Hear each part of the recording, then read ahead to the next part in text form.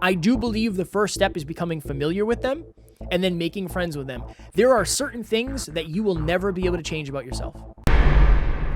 Not to fawn and appease, not to fight or pufferfish, and not to flee the conversation. And that's really what this episode's about, is recognizing when you're in these states. These states run our lives.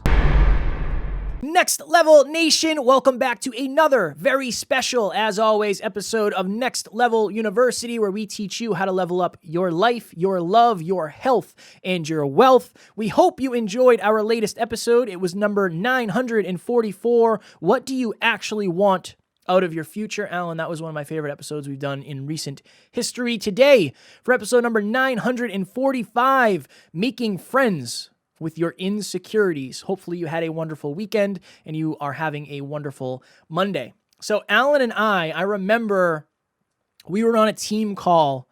This was probably, my goodness, a year and a half ago, maybe even more. This was a long time ago.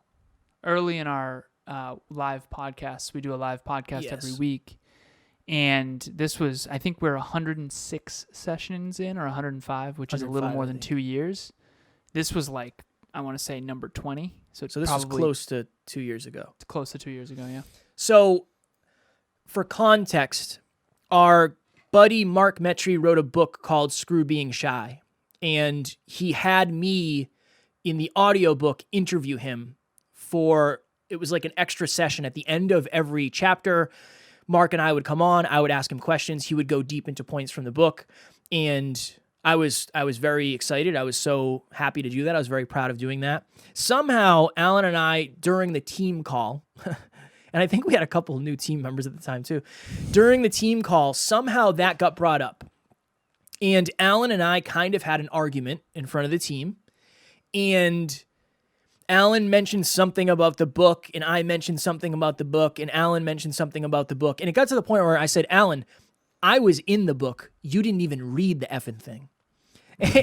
And from there, I think we ended up logging off, and I sent Alan an audio and he sent me an audio back. But that was the way that I responded to some sort of insecurity during that call. I fought, and Alan's going to go through the 5 Fs, but that was my natural tendency, was to fight in that scenario. And one of the questions I get very often when I'm on other podcasts is, what has the hardest or most difficult thing for you been? And I say, honestly, being broke was brutal. Learning all the things, unlearning the things, that's all been very challenging. But I said, working with Alan has tested my ability to face my own insecurities. Whether it's being on stage, whether it's having the conversations behind the scenes with the guests, I see a lot of mirrors. So over the last 5 years, I've really, really had to make friends with my insecurities, because if I didn't, I wouldn't be here working with Alan anymore. I would have run away. And a lot of people, I think the truth has been too much, or the mirrors have been too much, and they weren't ready to face those insecurities. So today, that is our goal, to help you turn your insecurities into your friends, to make friends with those, because there are certain insecurities you will never be able to get rid of. I am short. I am shorter than I'd like to be. I'm not going to be able to fix that. And I happen to work with somebody who's very tall. So when we're on stage together or in pictures together, it looks like I am his child, but a muscular, tattoo-bound child. And I can kid myself, and I can make Alan wrong for that. How dare he be tall and blonde?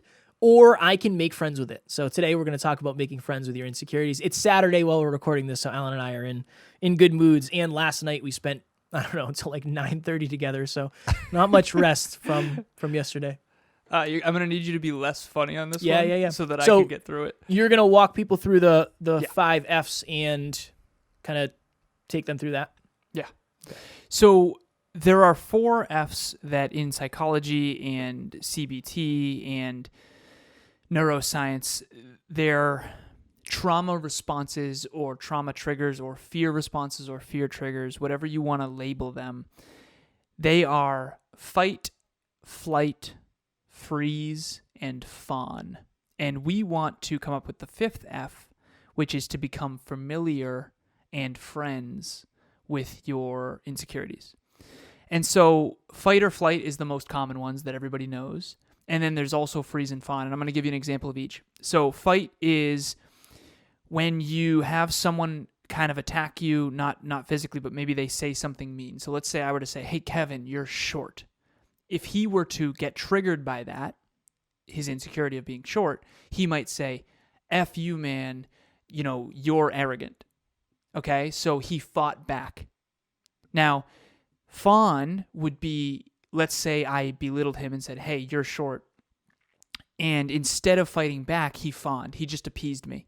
He submitted to me, and he was like, okay, yeah, I'm short, you're right.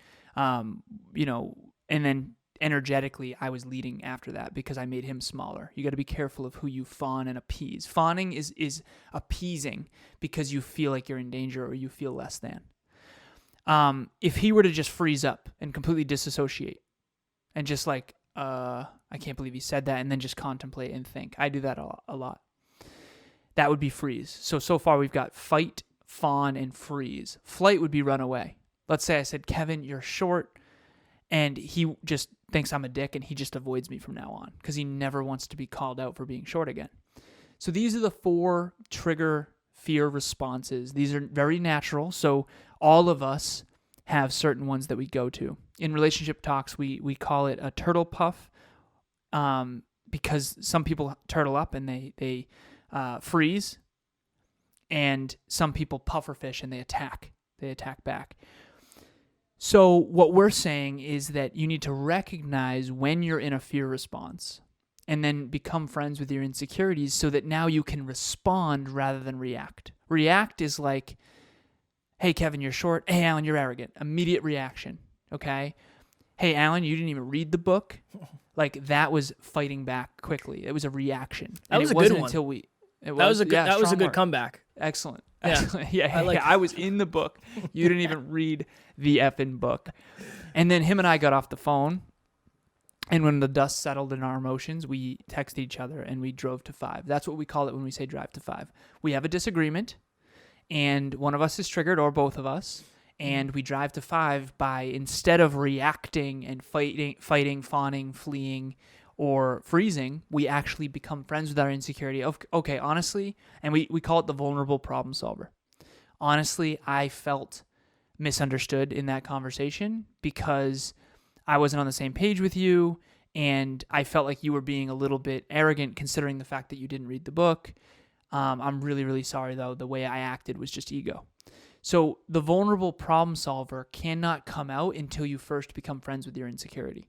And you have to know, what is the insecurity? What is the fear underneath this? One time I was with Emilia, it was late night, and she said, what's wrong, babe? And I'm like, nothing, I'm just tired. And then immediately after that, I'm like, in my own head, I'm like, Alan, you're not just tired and you know it. You're not tired at all. You're sitting here and you know you're not tired, you're triggered. And instead of just telling her the truth and expressing your truth, you're avoiding it. So I guess in this case, it would be fleeing from the truth. I was actually insecure about something. And I actually said, okay, to myself, I can't just say that. I just lied to her. I'm not just tired. Something's wrong. I need to express my truth. The suppression of self-expression leads to depression or implosion. And I don't want to build resentment. So I ended up going to the vulnerable problem solver and telling her about my fears. The truth is, I'm fearful about X. I'm fearful about Y. I'm fearful about Z. And I'm scared to tell you about it. After that, we have an amazing conversation, we connect, and now we can collaborate effectively. And now she understands me at a deeper level, and we're more connected than ever. Not only in this scenario, but in general in the long term. But that's only because I became friends with my insecurity. Whatever that insecurity was that was triggered in that moment, I became friends with it and decided not to freeze up, not to fawn and appease, not to fight or puffer fish, and not to flee the conversation. And that's really what this episode's about, is recognizing when you're in these states. These states run our lives completely. They completely run our lives. And it's not until we can become friends with our insecurities that we can really, really grow and contribute at our greatest level. Very last thing I'll say before we let Kevin talk here is the gold is buried where you least want to dig. Kevin and I have a really tough conversation coming up with one of our mentors that we don't really want to have. We're kind of avoiding it a little bit. And we know we want to have it. We know we're going to face it, and it's going to suck. But we're becoming friends with our insecurities. What is our insecurity? We're afraid that he's going to be upset with us. We're afraid that we're going to hurt his feelings. We're afraid that we're not going to be loved or liked after this. We're afraid that it's going to hurt the relationship. We'd rather just avoid it. But running from this is never going to make us better men. And that's the same for you if you're out there listening. Hi, my name is Bianca Thomas, and I am the co-founder and COO of Evolve Ventures. I have had the absolute gift and honor of knowing Kevin and Alan since the beginning of their journey. And I've seen their evolution, I've seen their growth, I've seen the men that they have become. And it is for that exact reason that I have invested so much time, so much energy, and so many resources into being in their orbit, having them as my mentors, as my coaches, and even doing group coaching. They are two of the most extraordinary human beings I've ever met, and they have made my life so much better. I was a fraction of the person that I was now beforehand, and having them in my orbit, having them as my coaches, having them as dear friends, I truly believe is the reason that I am who I am and where I am today. So I hope that this gives you the message that you need, the trust and the belief that you need to take the chance on them. Because I guarantee if you allow them into your life, you are going to get better. Your life is going to get better, and you can achieve and do anything that you want if you have them in your corner. Kevin and Alan, I love you guys so much, and I will sing your praises any chance that I get. I love you guys. I hope this helps. And an insecurity is really it's a fear. At the end of the day, your insecurities are based on fears. I had a call with somebody today, and this person wants to be a speaker. And I said, okay, walk me through why you can't be. I said, give me 5 reasons, and you've heard me do this before, Alan. Give me 5 reasons you can't do it, and give me 10 reasons you can. And I know those 5 are going to come pretty quick, and I know those 10 might be a struggle, but let's just do it. And one was the fear of judgment and the fear of failure, and a lot of the fear. I'm insecure of what people will say. And this person asked me, they said, how did you get over that? And I said, well, first of all, I understand what my natural tendency is. If somebody comments something negative on my post, my natural reaction is fight. It just is let's go, let's do it. Here's my address, come visit. You know, that's just that's my ego of, look, I know you're tough online, but if you see me in person, I'm going to put you down. I just am. I'm a psycho. I just am. That's my natural tendency. It's not my tendency to shell up when somebody says something like that. Like when we get a negative review, Alan's like, dude, I love when you do because you get fired up. Yeah. It makes you better. It's important, motivated. Right? So, but I had to get familiar with that. So I walked this person through. Tell me, what happens when you get scared of failure? This. I don't do anything. I freeze. Cool. Okay. What happens when you are afraid of judgment? I don't put anything out there. You freeze. Right? That's awesome. That's good. Now that we're aware of that, this is what I want you to do. This is what I told this person. I want you to send a video, and Alan, this is another one of my go-tos. You want to be a speaker? Take a video of you talking about your favorite thing in the world and send it to me. Nobody's going to see it. I'm not going to post it anywhere. It can be the worst video ever. It probably will be the worst video you ever do as long as you continue doing videos. But I first helped her become aware of what the insecurity was. What is your reaction to it? And how do we overcome it? Do you trust that I won't judge you? She said, yeah. I said, why? And she said, well, because you've shown me your first episodes and how bad they were. She said, no offense. And I said, thank you. That's fine. Because I got over that insecurity. I made friends with the fact that in the beginning, Alan and I weren't that great. Right? Compared to where we are today, we're just not that great. But now if anybody else says that to me, that's okay. It's a joke. I mean, we say it on the podcast all the time. I am comfortable. I have made friends with the fact that the 4-year ago version of Kev is not as polished as today. It just is what it is. So when you become familiar with something, when you become friends with it, you can really change your relationship with it. And it doesn't run your life anymore. Will it be there?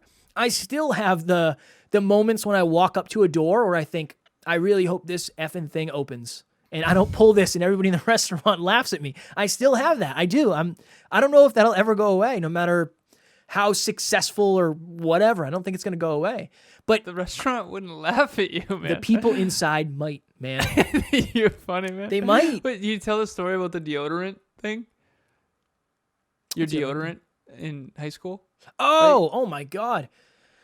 We were in a class, and it was English or history. What did Mr. Smith teach? English? History. History. Oh, We were no, in- English. Yeah, sorry. English. We were in English class, and I raised my hand to ask a question. And one of my friends at the time was like, dude, you got some pit stains going on. And I was like, what? And then I looked at my shirt. That was the first time I ever became insecure about sweating. To this day, I still notice when Alan raises his arms and he has sweat stains. I still notice because it's something that I'm insecure about. Now, I'm way less insecure than I've ever been. But it was, I don't want to say flight. I guess it was probably freeze. I had extra strength deodorant for a while. I made sure not to wear gray shirts. That insecurity genuinely ran my life for a long, long, long time. Shout out to the person who made me think of it. They will remain nameless. But your insecurities, whether you know it or not, they are running your life. They just are. Can I tell you in this episode, we're going to give you 5 ways to overcome them forever? Absolutely not. Nope. I do believe the first step is becoming familiar with them and then making friends with them. There are certain things that you will never be able to change about yourself. My height, unless I go do some surgery or something, I'm not going to do that. There are other things that you can change, but you have to understand and rebuild the relationship you have with something, particularly something that you can't shift in your life. And by the way, no one is as aware of your insecurities as you are, and they're not as concerned about, like, no one cares if Kevin has pit stains. You know what I mean? The only person who cares if Kevin has pit stains is Kevin. And I'll prove this to you with my own vulnerability here. So for the longest time, I broke my nose way back in the day playing basketball really, really bad. And they had to snap it back into place, and I had sinus issues for a really long time. And I was really insecure about having a non-symmetrical nose, so it's a little bit off. And I told Kevin that insecurity like years ago, a couple years ago. He's like, dude, I never even noticed, man. Yeah. And it's like, it's so interesting because it's like, I noticed how straight yours is. But of course I did. I got other shit to deal with than your nose. Yeah, whether or not Alan's nose is perfectly symmetrical. And at the end of the day, that is helping me become friends with that insecurity. I'm not nearly as insecure about that as I used to be. Not even close. So will insecurities never go away? Maybe, but they can get better.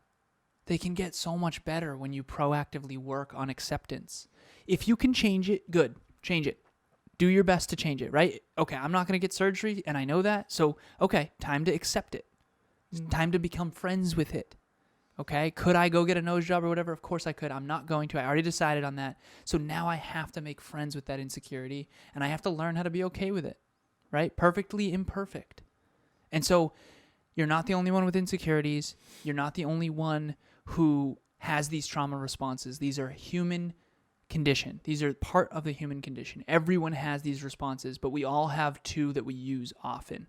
So maybe you're a fighter, and you might even pride yourself on that, right? So maybe you get a negative comment, and you're immediately like, let's throw hands, like Kevin. We got a negative review once, and it was like, oh, come here, the studio, 100 Grove Street. Maybe you fawn up, and you start appeasing, okay? That's one of my tendencies for sure. Go through these 4 Fs. Remember, the fight is to attack or to pufferfish or to pretend. The flight is to avoid. Okay? Do you avoid people? Do you avoid difficult conversations? Do you avoid places where you're insecure? Freeze is to procrastinate. Are you just doing nothing? You're not fighting, you're not flighting, you're just procrastinating, you're just sitting there. Okay? Or are you fawning and you're just appeasing everyone else in your life at the expense of your own future? And that's a very common one for our listeners as well. So make friends with your insecurities. Fight, flight, freeze, fawn. Trade those old Fs in for the new F of making friends with your insecurity, and your whole life will be much better. Strong work.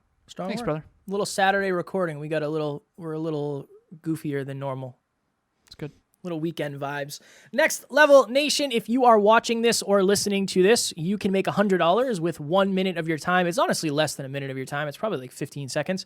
For the entire month of April, we are running a giveaway where if you leave us a review and you screenshot it and send it to myself or Alan, whether it's in email, Instagram, Facebook, LinkedIn, wherever it is, everything you need is in the show notes below. But you will be entered into a sweepstakes giveaway, I guess, to win a $100 Amazon gift card. At the end of April, we will choose one person. We will give it to you, no strings attached.